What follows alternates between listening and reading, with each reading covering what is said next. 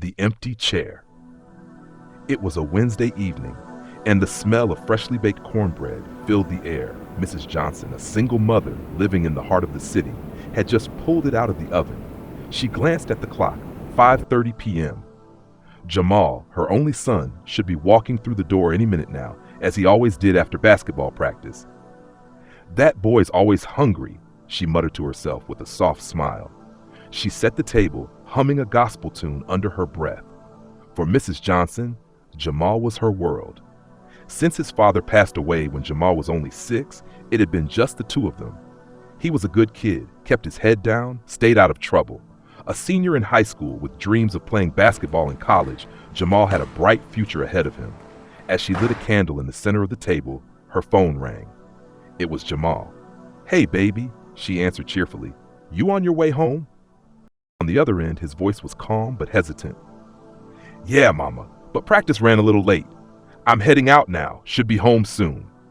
"All right, be safe," she said, her usual reminder whenever he left the house.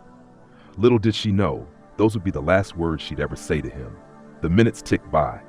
Mrs. Johnson's smile slowly faded as the clock showed 7 p.m. No Jamal.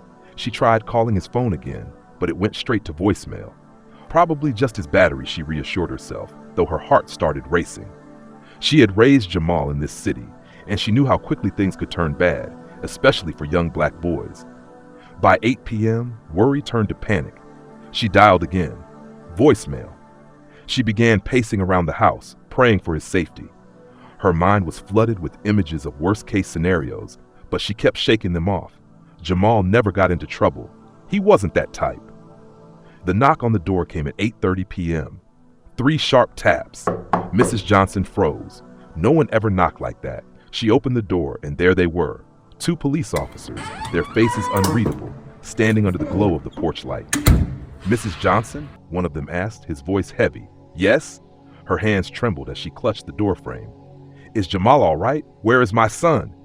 The officer sighed, exchanging a glance with his partner.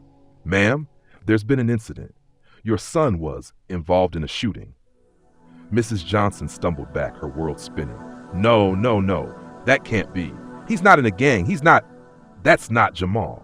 He was just at basketball practice. He was on his way home." The officer looked down at his feet. "We understand, ma'am, but we need you to come with us. There's been a mistake."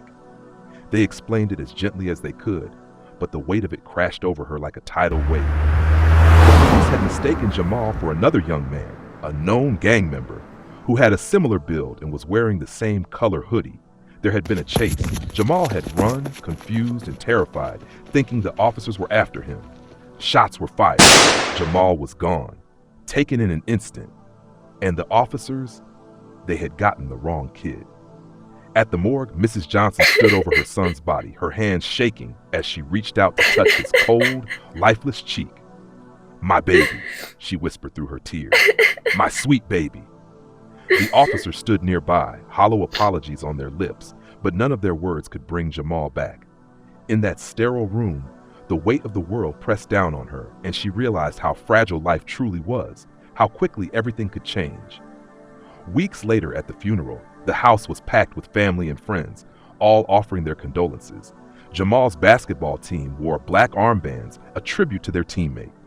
As Mrs. Johnson sat quietly in the front row, staring at the empty chair beside her, she felt the depth of her loss. It wasn't just Jamal's life that had been stolen. It was his future, his dreams, and the quiet moments they would never share again. In the end, Mrs. Johnson learned that life, like the streets of the city, can be unpredictable and unjust. The lesson was harsh but undeniable. Sometimes, the things you treasure most can be taken from you without warning. And in that sudden loss, you're left to pick up the pieces of a world that will never be whole again. It wasn't fair. It wasn't right.